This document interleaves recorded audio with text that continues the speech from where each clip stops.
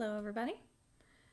So now we want to get some practice constructing the form on top of our mannequins. So we're going to go back to the same assignment where we drew our mannequins from references, and we're now going to draw the modified cylinders on top of this mannequin. So I already went through and I changed the opacity of my mannequins themselves to around 50%. It doesn't have to be exactly that. Just make sure it's light enough that it's there, that we can see it. But I really want the focus to be more on the forms that you're constructing on top of it. So you want to make sure it's there, but not too distracting. And I'm also using a different color. That way the lines don't get confused and it all just looks like one big mess. So I'm just going to go back over these and I want to start building those forms. And I'm going to start here. We're going to really make sure you look at the references. I don't want you to just go at this and just start putting random cylinders down. I really want you to study these shapes. Look at that shape of what the cylinder looks like. That's the whole reason we have, these references here. Really pay attention to the shapes of what the muscles look like on top and how they attach to the forms. So this isn't just, you putting, cylinders down where you think they go.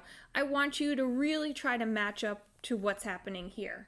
And it's totally possible while you're doing this, maybe you realize you made some mistakes on your mannequin, you put some things in the wrong place. That's totally fine if you go back and fix your mannequin.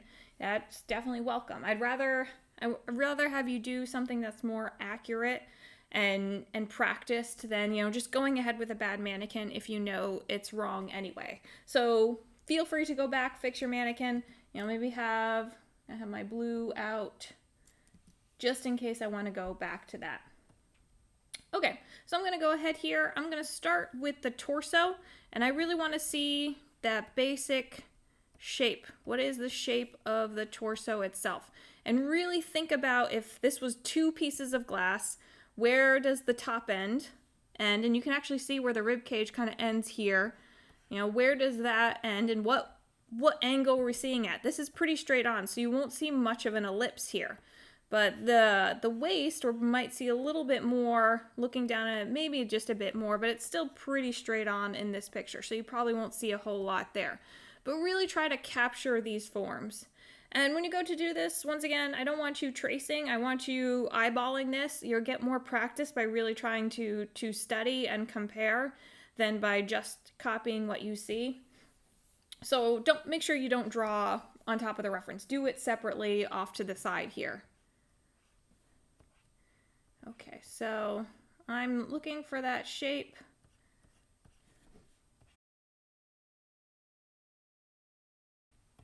Think of those two glasses that are stacked up on top of each other. Where is the ellipse? I think it's pretty much eye level, pretty straight on, so there's probably not much of an ellipse happening here. This one, think about the same. But I also think we're looking down on it, so I'm kind of picturing this one as more of like an ellipse we're looking down on. Remember the diaper or bathing suit type shape. And there we go. I've got my basic forms built out there.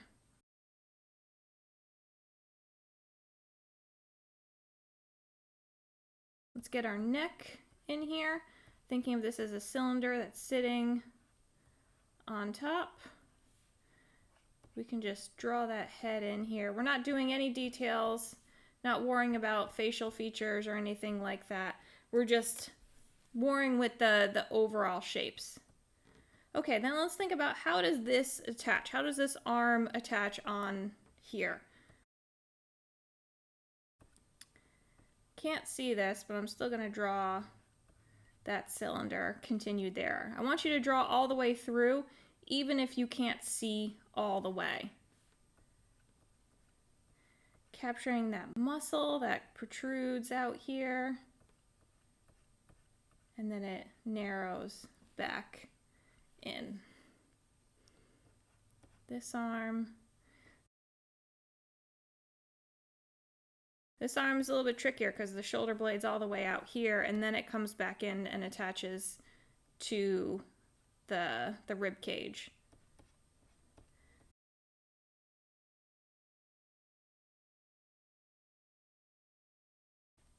that muscle. I want to get that shoulder coming out here. And then, once again, we're not drawing fully finished drawings here. We're trying to still keep these as modified cylinders on top. So I'm not looking for a totally finished drawing here where, you know, we're not drawing the clothes. We're not drawing all the muscles and everything. We're just kind of going for that overall shape here. And remember, these are two pieces of like clear glasses that are overlapping and they never quite touch. So you're not drawing that elbow in.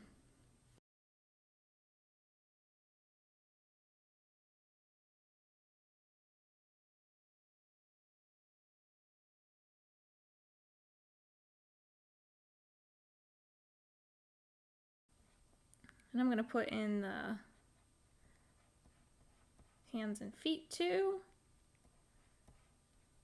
I think of this as like two different pieces. Let's get this hand. Oops, there's a little bit more space.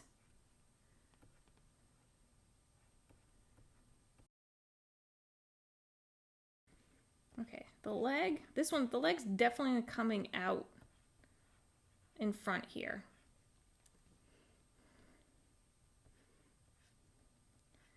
There's a little bit of a bump on the thigh.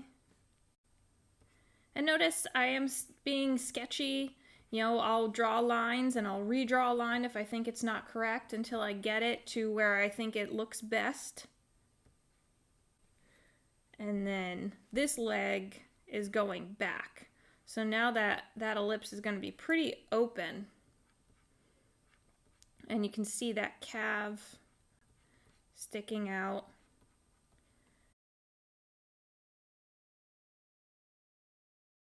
And then you can see the ellipse down here where it attaches to that foot.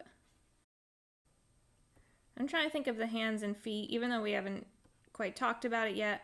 I'm thinking about them as more boxy forms. And then this leg comes out of the side here, so we don't see a whole lot of that ellipse. But we do see there's this really nice curve that's happening where it goes from the hip out to the thigh. So I want to get that great thigh muscle. And it's a tricky knee that we have here because her leg is so straight. So I really want to pay attention to what's happening in this thigh with all these shapes. And because the leg is so straight, these cylinders may actually just go ahead and touch. You know, they're pretty straight up and down. We're not seeing them bending at an angle. So I might have a little bit of a bend right here, but they're pretty much touching. Remember, because she's a female, that the wrists and the ankles are going to taper a lot more than if this was a male. Meaning they'll get a lot narrower. Okay, there we go. So that is my modified cylinder for this ballet dancer. Notice how it's not super clean. You know, I really want you to be sketchy. Don't just take a brush and go like this. I don't want to just see one line. At no point should you ever be drawing where you're just drawing one line. That tells me you spend about 5 seconds on it. Now, these don't take very long, but I don't want to see just, you know, every piece looking like this. Because that means you're not trying to figure it out. You know, there's really no way you could accurately just eyeball this perfectly on your first try and get every shape exactly how it looks. You know, this is why we sketch. You get that sketchiness. I like to use the pencil brush on here so that I can get that same type of sketchiness I would have if I have a pencil. So I don't want to see just one solid line. I want to see sketchiness. Make sure you're using a brush with some sort of pressure sensitivity to it. Okay, and remember, the goal is to try to capture this pose. Try to capture this movement. Okay, now let's move on to the next one. Got my mannequin. This is already down at 50%. Doing this on a separate layer. Okay. So her head and her shoulders actually kind of overlap a bit here. So I'm going to make sure I get that. I might have had a little bit of a space there I probably shouldn't have had. And she's got pretty broad shoulders here.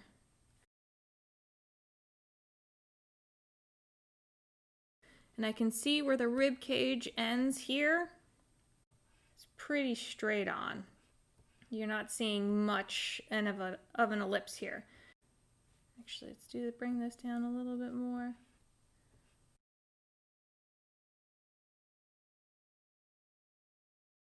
And actually, I'm going to bring this out a little bit more. And this is really why you want to do this on separate layers, so that you can erase without, destroying your mannequin at all. And actually, I'm going to bring this out too. I'm like looking at this angle and I'm looking at this angle and I'm realizing that what I have here does not match that angle. So I'm trying to be a little bit more accurate so there's space for, for everything to go on here. Okay. And then her hips are also pretty straight on as well, making sure there's a decent gap between the two here.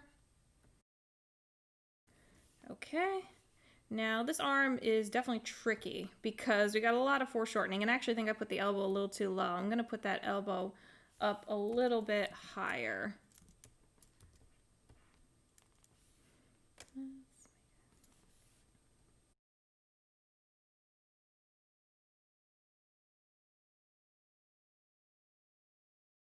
So this arm definitely sticks out and it's coming forward towards us. So we're really going to see that ellipse here. This is definitely a trickier pose than some of the others. And I'm really paying attention to the shapes. What does that look like?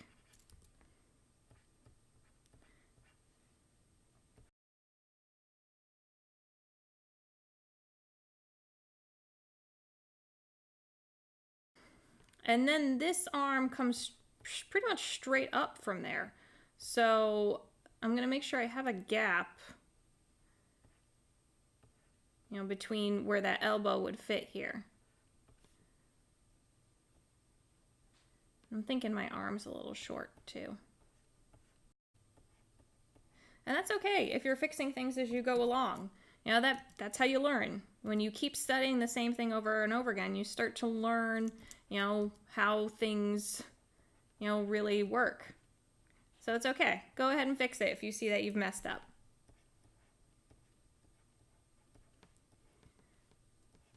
Okay. Got that one. Being a little heavy-handed here.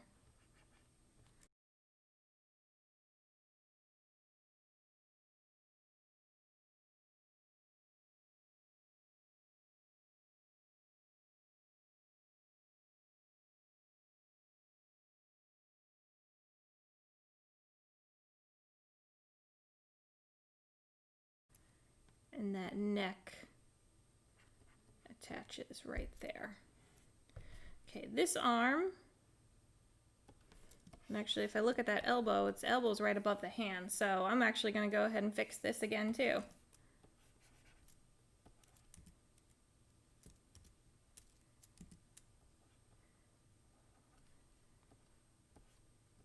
And that's how you really make sure you're accurate, is keep checking everything against each other. See how they line up. This is pretty straight on to us, so we're not going to see much of an ellipse. We see that muscle coming out. Really think about how that arm attaches to the shoulder here.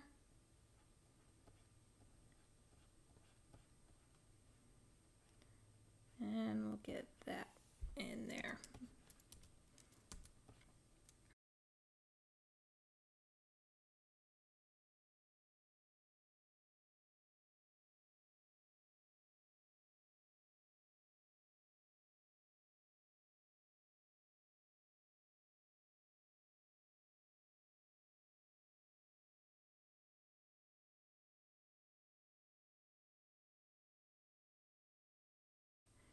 And just remember, you're trying to keep accurate not only in the length of these, but also the width of these. And I know it's a tendency of myself, just as an artist, I tend to make my characters wider than they are in real life. Like this arm is pretty skinny, and I think I added a little meat on it there. My figure's definitely larger than this one here, so that affects it. But it's something that I'm aware that I do all the time. And I'm constantly trying to fix and correct that as I go along. So pay attention to the types of, little tendencies that you have as well. I personally don't think it's a problem to have my models be a little meatier sometimes instead of having, the real unrealistic skinny type figures. But it's just something I've noticed about myself.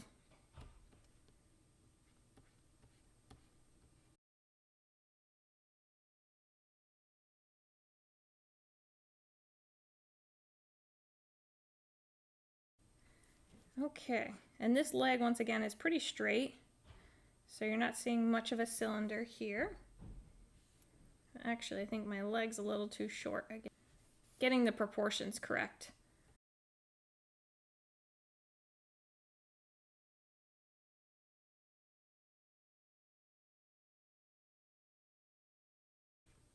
Look at that calf muscle. She's got a great calf muscle. Here we go. And then we'll add that foot and the toes. Okay.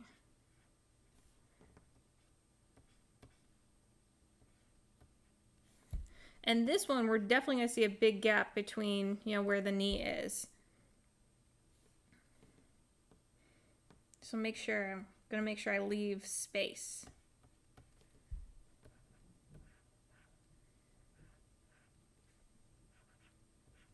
And I know it's tempting to go ahead and draw that knee in there, but I really don't want you to do that for this. And then we got the foot just sticking out here. Okay, there we go. So I'm going to continue on drawing through this. I think I've covered enough for you to be able to do it yourself. Just make sure, remember, you're trying to capture the pose, you're trying to capture the forms. Make sure you're being sketchy and really try to study the shape and the pose as you're going along here. And feel free to fix your mannequin if you notice some mistakes along the way, because that's how you're going to get better. Okay, well, let me keep going here.